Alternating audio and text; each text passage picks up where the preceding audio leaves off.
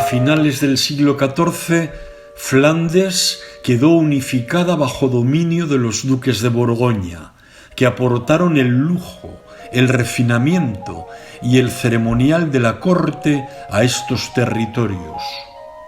En el siglo XV, la pintura flamenca comenzó a tener tal relevancia que se convirtió en una de las principales manifestaciones artísticas europeas, coincidiendo con un momento de auge económico, de tal forma que en sus tablas y en sus lienzos quedó reflejado el modo de vida de la rica aristocracia y de los acaudalados hombres de negocios. Los pintores flamencos utilizaron la técnica del óleo, es decir, se valieron del aceite, preferentemente de nuez y de linaza, como aglutinante del color, lo que posibilita una gran brillantez en el rico y variado colorido y conseguidos matices, texturas, veladuras y efectos de profundidad, así como la posibilidad de pintar los objetos de una forma muy detallista y minuciosa. Son igualmente características distintivas de la pintura flamenca el gusto por la suntuosidad, el interés por representar la realidad con gran minuciosidad y detallismo, y la ampulosidad en el tratamiento de las telas, plegadas de forma muy angulosa, como acartonadas con profundos entrantes y salientes. Uno de los más destacados y originales pintores flamencos fue Hieronymus van Aken, Hieronymus Bosch, conocido en España como el Bosco, nacido en Bolduque en 1450 y fallecido en 1516, y este Jardín de las Delicias, una de sus producciones emblemáticas, encargo de la Casa de Nassau. Se trata de una pintura al óleo sobre tabla de roble del Báltico que pudo ser ejecutada entre 1490 y 1500 y encargada bien por Engelberto II de Nassau, fallecido en 1504, o por su sobrino y heredero Enrique III de Nassau, en cuyo palacio de Bruselas lo vio Antonio de Beatis en 1517 durante un viaje a los Países Bajos acompañando al cardenal Luis de Aragón. A la muerte de Enrique de Nassau, la pintura pasó a su hijo Renato de Chalon y al fallecer este en 1544 a su sobrino Guillermo de Orange. En 1568 pasó a ser propiedad del prior de la Orden de San Juan, Fernando de Toledo, hasta su muerte en 1591. El rey Felipe II adquirió la obra en su Almoneda para destinarla al monasterio de El Escorial, donde permaneció hasta 1939, año en el que ingresó en el Museo del Prado como depósito de patrimonio nacional. Las pinturas del Bosco fueron muy valoradas por el rey Felipe II por su carácter moralizante, lo que hizo que adquiriera algunas de las mejores obras de este autor, hoy día conservadas en el Museo del Prado. Igualmente, los pintores del movimiento surrealista tuvieron en el Bosco un inspirador precursor del mundo onírico que buscaban, reconociéndole el honor de ser el primer pintor surrealista. El tríptico conocido como El Jardín de las Delicias es una obra de fuerte carga simbólica, enigmática y misteriosa, con cantidad de personajes, escenas y figuras difíciles de interpretar. El tríptico cerrado muestra la creación del mundo. Se trata de una grisalla en la que el artista ha pintado el tercer día de la creación. En el principio creó Dios los cielos y la tierra. y la tierra estaba desordenada y vacía, y las tinieblas estaban sobre la faz del abismo, y el Espíritu de Dios se movía sobre la faz de las aguas. Y dijo Dios: haya luz, y hubo luz. Y vio Dios que la luz era buena, y separó Dios la luz de las tinieblas. Y dijo Dios: haya un firmamento en medio de las aguas, y separe aquel las aguas de las aguas. E hizo Dios el firmamento, y separó las aguas que estaban debajo del firmamento de las aguas que estaban sobre el firmamento. Y fue así. Y llamó Dios al firmamento cielos. Y dijo Dios: júntense las aguas que están debajo de los cielos en su lugar, y descúbrase lo seco. Y fue así. Y llamó Dios a lo seco tierra, y a la reunión de las aguas llamó mares, y vio Dios que era bueno. Así se relata en el Génesis parte de la creación del mundo.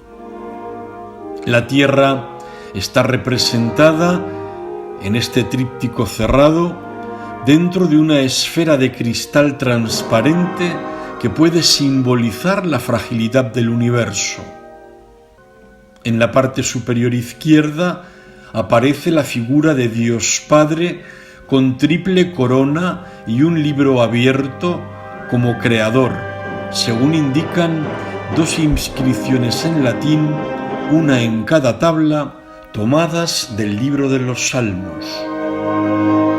En la tabla de la izquierda se puede leer: ipse disic et facta sunt, es decir, Él mismo lo dijo y todo fue hecho, tomado del Salmo 33 del libro de los Salmos de David, mientras que la inscripción de la tabla derecha refiere: ipse mandavit et creata sunt, Él mismo lo ordenó y todo fue creado, del Salmo 148:5. Es decir, los textos nos indican que se nos va a mostrar la historia del mundo creado por Dios, con el hombre como centro de la creación, que tiene en su mano utilizar adecuadamente el don que Dios le ofrece.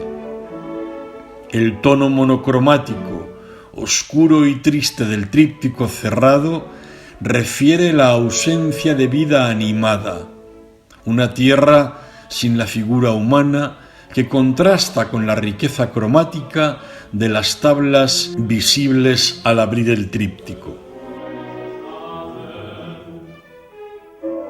En su interior, una vez abierto el tríptico, cada tabla representa la creación de Adán y Eva, la tabla de la izquierda, el jardín de las delicias, la tabla central, y el infierno, la tabla de la derecha.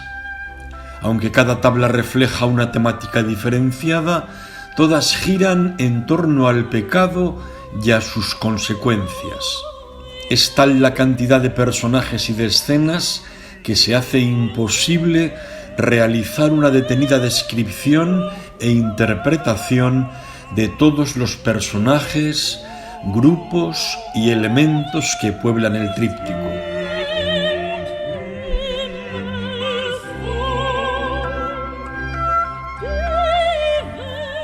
En la creación de Adán y Eva destacan los colores brillantes, azules y verdes, el entorno idílico, de formas rocosas caprichosas, con animales y seres fantásticos. La escena concreta representa el momento en el que Dios, bendiciendo, presenta Eva a Adán según refiere el Génesis. El Señor Dios formó una mujer y se la presentó al hombre. El hombre exclamó: «Esta sí que es hueso de mis huesos y carne de mi carne. Se llamará mujer porque ha sido sacada del hombre». Los dos, el hombre y la mujer, estaban desnudos, pero no sentían vergüenza. Dios Padre Creador, con túnica rosada, de similar tonalidad a la de la fuente de la vida y otros elementos de la pintura, y con una apariencia iconográfica más de Cristo que de Dios Padre, sujeta por la muñeca a Eva, que está arrodillada en el suelo. Adán está despierto, sentado, como incorporándose desde una posición tumbada, mirando sorprendido a Eva. El primer hombre tiene las piernas estiradas y los pies cruzados a la altura del borde del manto de Dios.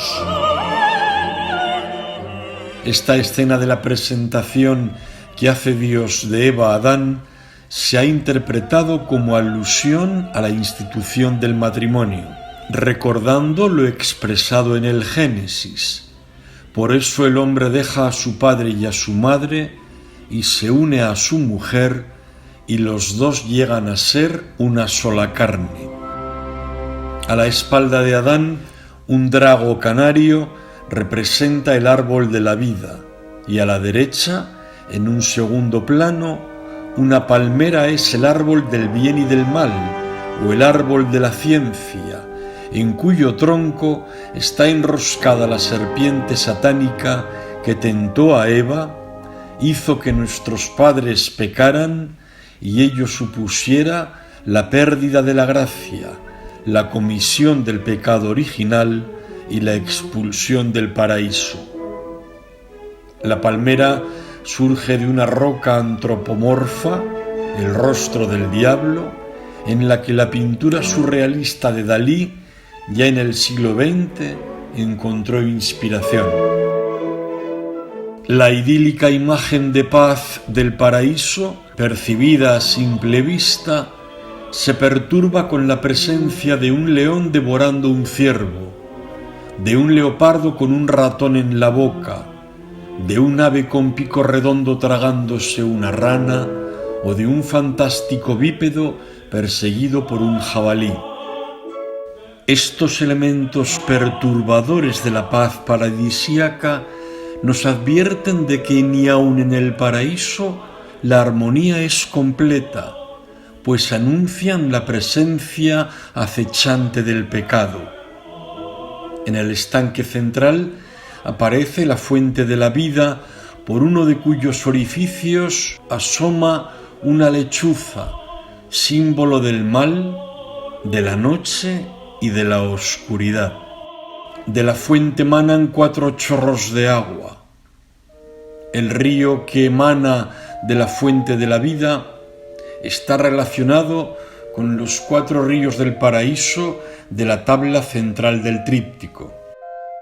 A la izquierda, ciervos, caballos, toros y un fantástico unicornio, símbolo de la pureza y de la virginidad, beben apaciblemente. A la derecha, más abajo, un grupo de animales monstruosos, sapos y reptiles, salen del agua para dirigirse al árbol del bien y del mal en el que está enroscada la serpiente tentadora. Es decir, a la derecha de Dios lo bueno, la virtud, y a su derecha lo malo, el pecado, prefigurando así el pasaje del juicio final. El pecado de las mujeres se representa en los reptiles que se arrastran por la tierra y en los anfibios y peces que se desenvuelven en el agua, pues de los 4 elementos, tierra, agua, fuego y aire, la tierra y el agua eran consideradas esencias pasivas, llenas de fecundidad que, como la mujer, reciben la semilla. El pecado de los varones se concreta en las alimañas voladoras, insectos, aves, murciélagos, pues el aire es un elemento activo, asociado al fuego, opuesto a la tierra y por consiguiente masculino.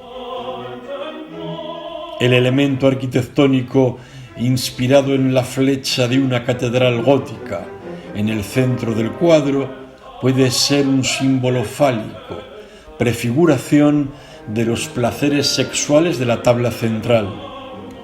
Los inquietantes contornos de los montes rocosos del fondo se suman a la perturbación de la pacífica convivencia inicial del hombre en el paraíso.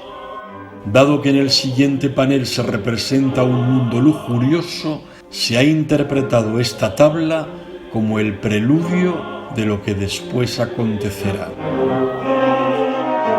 En la tabla central, la propiamente del Jardín de las Delicias, se representa un paraíso engañoso a los sentidos, un falso paraíso sumido en el pecado de la lujuria, mostrando que el hombre ha perdido la mesura y la templanza, pues también ha perdido la gracia.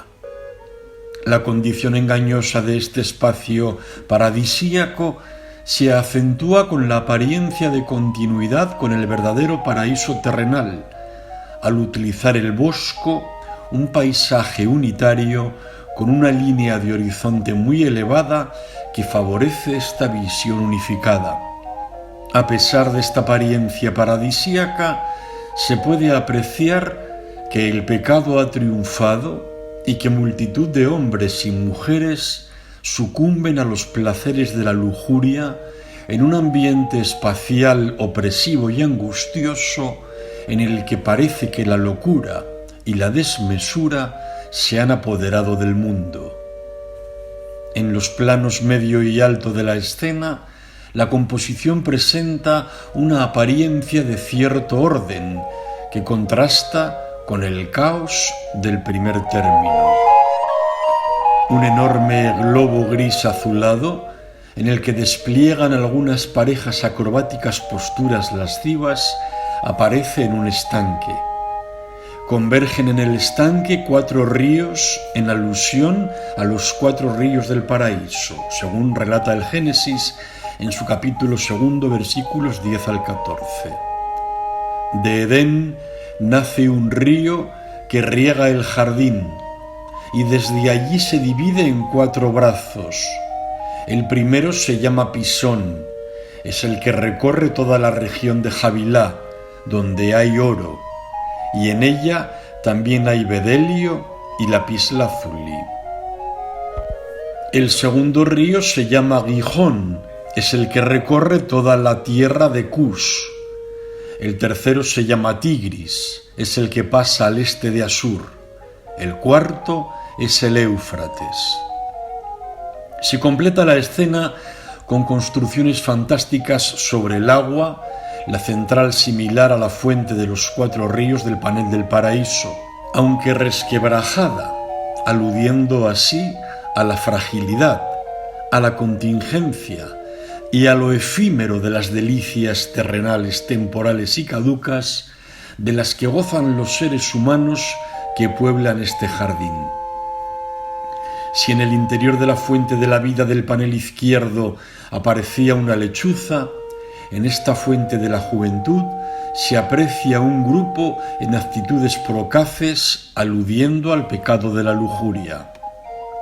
Las estructuras arquitectónicas de este panel central están construidas con inverosímiles elementos vegetales y materiales valiosos, como gemas o perlas, tubos y probetas que pueden relacionarse con la alquimia o con un gusto estético de adornos de jardines usual en la corte borgoñona de los inicios del siglo XVI.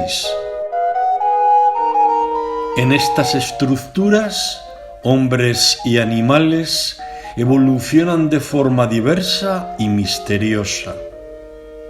En el jardín, hombres y mujeres disfrutan de los placeres.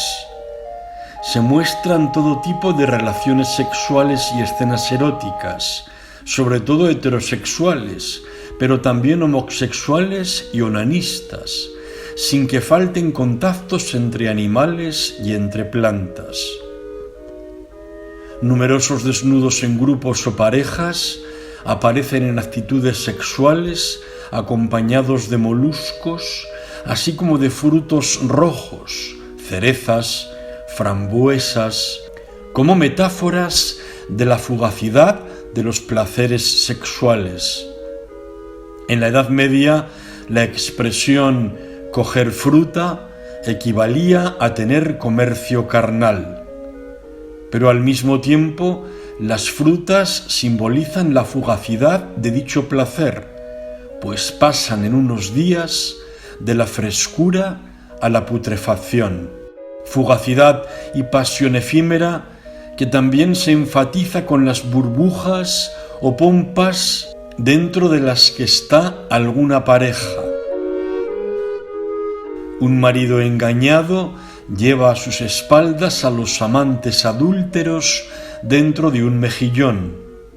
Dos hombres portan un oso en un palo, pero el cuerpo del animal cuelga hacia arriba de forma absurda y antinatural, como si no rigiera la ley de la gravedad, dando a entender que el mundo paradisíaco y feliz no está limitado por los determinismos físicos.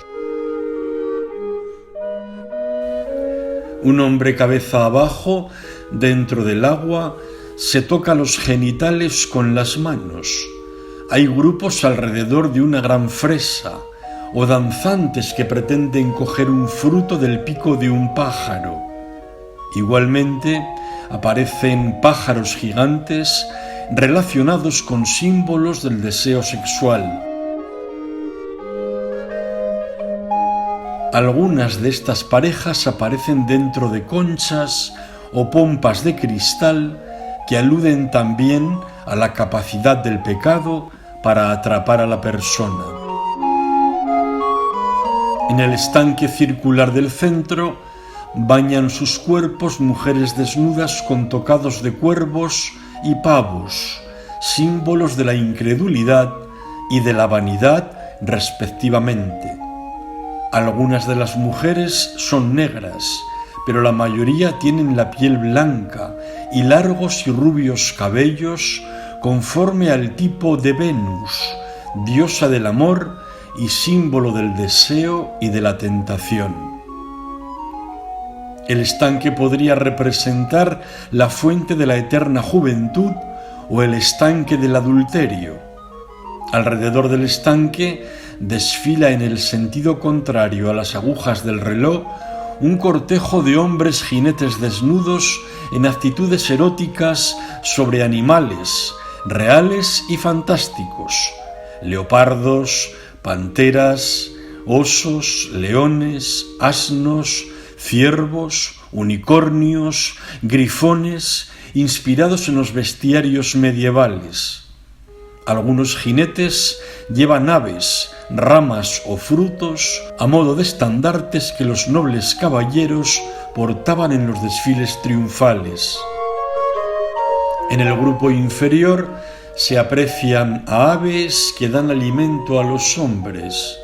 Un hombre que mira fijamente al espectador intenta morder una enorme fresa. Un grupo se cobija a la sombra de un árbol para comer frutos, a la vez que contemplan cómo uno de los hombres les lleva un fruto mucho más grande que los que cuelgan del árbol. En una garita, otros hombres parecen conversar sobre el episodio protagonizado por un compañero que bien coge un ramo de flores que brota del trasero de un hombre o bien se lo introduce.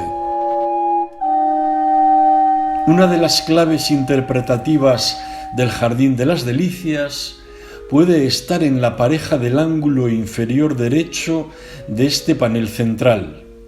Un hombre, el único vestido de toda la obra, cobijado como en una cueva, señala a una mujer ante la presencia de otro hombre cuya cabeza asoma detrás de él. La mujer podría representar a Eva. Según algunas versiones, este hombre que señala a Eva sería Adán, mientras que el hombre que aparece por detrás sería Noé, anunciando una nueva era tras el diluvio. La interpretación más verosímil, sin embargo, es la que identifica a este hombre con San Juan Bautista, vestido con su típica indumentaria penitencial de piel de camello, y que en esta ocasión no señala a Cristo, al Agnus Dei, al Cordero de Dios que quita el pecado del mundo, sino a Eva, a la que lo trajo. La cueva de la que sale el Bautista sería el símbolo de entrada en el limbo, por lo que San Juan Bautista representaría el gozne entre el mundo anterior al pecado y el mundo terrenal. En el lado opuesto de esta tabla central, en la esquina inferior izquierda, un grupo de hombres señalan hacia la tabla anterior, a Eva, lo que puede interpretarse como acusación explícita a la mujer como responsable de haber sucumbido a la tentación de la serpiente, cometiendo el pecado por el que pagará toda la humanidad. Esta interpretación es acorde con la misoginia imperante entonces.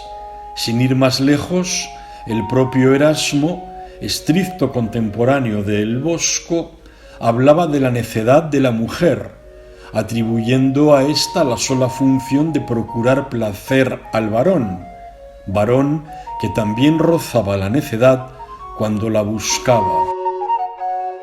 Otras versiones, manteniendo la hipótesis de que el personaje que señala a Eva es San Juan Bautista o incluso un autorretrato del Bosco, quien por cierto no firmó el cuadro, dan una interpretación diferente a su figura y con ello al significado del tríptico en su conjunto.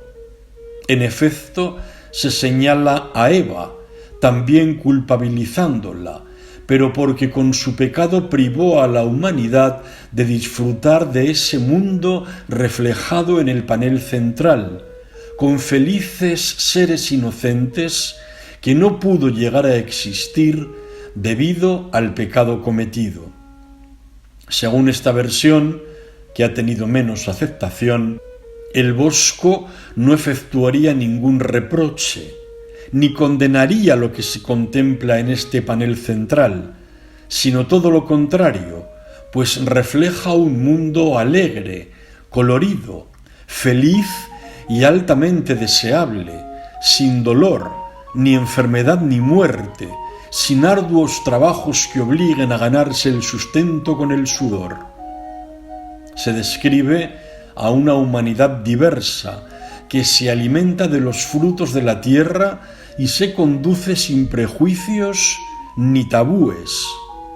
Esta versión se explica por la implantación en los Países Bajos de la sociedad secreta de los hermanos del espíritu libre, los adamitas, y nos estaría señalando que la tabla de la derecha, el infierno, es el mundo en el que el hombre vive y debería aspirar a recuperar la vida feliz y deliciosa perdida tras el pecado original. El panel de la derecha representa el infierno, en el que los pecadores sufren innumerables tormentos como consecuencia de los pecados cometidos, en un ambiente onírico, demoníaco, opresivo y angustioso, en el que se reflejan los vicios y pecados de los que nadie se ve libre. En esta tabla, los colores, en consonancia con el tema, se vuelven oscuros, predominando los tonos negros, azulados y rojizos. Si en el panel central dominaba la lujuria, en el infierno se castigan todos los pecados capitales. En la parte superior se aprecia la imagen típica del infierno con fuego y torturas. La arquitectura se atisba por las iluminaciones fosforescentes a modo de un paisaje nocturno de una ciudad en llamas, en una atmósfera demoníaca. Las ciudades devoradas por el fuego que representó el Bosco evocan una imagen que, siendo adolescente, tuvo que vivir el pintor en sus propias carnes el incendio de su ciudad natal, que estuvo a punto de devorar su casa. Las llamativas 2 orejas cortadas pueden ser una alegoría de aquellos que se pierden por no querer escuchar la verdad. El cuchillo cortante entre las 2 orejas puede simbolizar el atributo sexual varonil. El otro cuchillo también lleva una letra M como marca, que según algunas interpretaciones es la inicial de la palabra mundus, mundo, que junto al demonio y a la carne son los 3 enemigos del alma.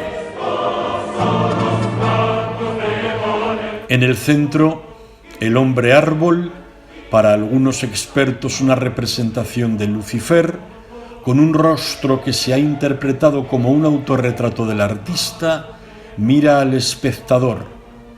Se trata de un híbrido en forma de hombre, animal y vegetal. Sobre el disco de su cabeza parecen bailar hombres llevados de la mano por personajes inquietantes, como pequeños monstruos, alrededor de una gran cornamusa con aspecto de alambique que se ha interpretado como un elemento homosexual. Las extremidades de este hombre árbol son como troncos descansando sobre barcas en aguas pestilentes. Su tórax está abierto y hueco como una cáscara de huevo, y en su interior se representa una escena prostibularia de taberna, con una mujer que se dispone a servir a un grupo de hombres desnudos, escena a la que pretende incorporarse un hombre subiendo por una escalera de mano que tiene una flecha clavada en las nalgas como alusión a la lujuria. El burdel tiene como bandera una cornamusa, instrumento claramente vinculado con la música popular de posibles connotaciones fálicas. Debajo, en un lago helado, patinan algunos condenados mientras el hielo se resquebraja. Un diablo con cabeza de pájaro está sentado en una trona orinal infantil con una olla en la cabeza y 2 ánforas como calzado, objetos de cocina alusivos a la gula. Este diablo está tragando a los condenados y defecándolos en un pozo negro en el que otros personajes vomitan inmundicias como efecto de la gula o defecan monedas en alusión a la avaricia. Bajo el manto de este diablo, una mujer desnuda, con un sapo en el pecho aludiendo a la lascivia, sujetada por un demonio, es forzada a mirarse en un espejo convexo colocado en las nalgas de otro demonio, en referencia a la vanidad. En la Baja Edad Media era muy popular la expresión «el espejo es el verdadero culo del diablo». Junto al hombre árbol, un caballero derribado con un estandarte con la figura de un sapo, alusivo al demonio, es despedazado y devorado por una manada de perros demoníacos, mientras sujeta un cáliz. Puede interpretarse esta escena como la perdición del desleal caballero que, mientras dice defender una causa noble, representada en el cáliz, defiende en realidad la maldad encarnada en el sapo de su estandarte. En la parte inferior izquierda, un grupo de jugadores de azar con dados, naipes y un tablero de backgammon, y una mujer desnuda con un dado encima de su cabeza portando una jarra, en referencia a la lujuria, son atormentados por demonios en un ambiente caótico detrás de una mesa volcada en la que es clavado un vicioso tahur. A la derecha, un jurista que porta documentos oficiales y sellos, atacado por una celada portada por un enano que tiene un dardo clavado en el muslo, está abrazado por un cerdo con tocado de monja ante la sorpresa de un pasante que porta más documentos y que luce a modo de broche un sapo, símbolo demoníaco. Otros muchos detalles y personajes pueblan este infierno angustioso y atormentado, en el que es de destacar la presencia de instrumentos musicales de tortura, hasta el punto de que a este panel se le ha identificado como el infierno musical. Hay hombres crucificados en un laúd y en un arpa, instrumentos relacionados con los cantos celestiales, pero que aquí sirven de tormento a sus víctimas, pues han utilizado la música para divertimentos profanos en detrimento de la práctica de la música sacra de alabanza a Dios. Un hombre es sodomizado por una flauta. Se aprecia asimismo una zanfoña, instrumento muy utilizado por los mendigos para pedir limosna, y una partitura escrita en un cantoral y en el trasero de un hombre que se corresponde con la siguiente melodía.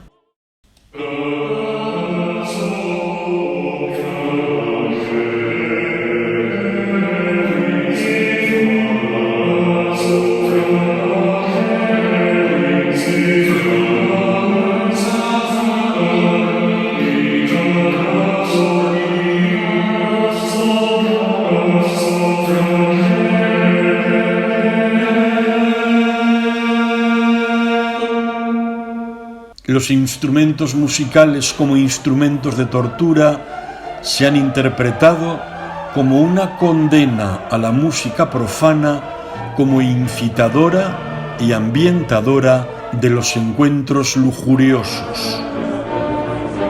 En definitiva, el tríptico del Jardín de las Delicias de El Bosco es una obra con mensaje moralizante, que advierte de las consecuencias del disfrute de los placeres terrenales, que aunque agradables, son de breve duración, frente al carácter eterno de las torturas infernales.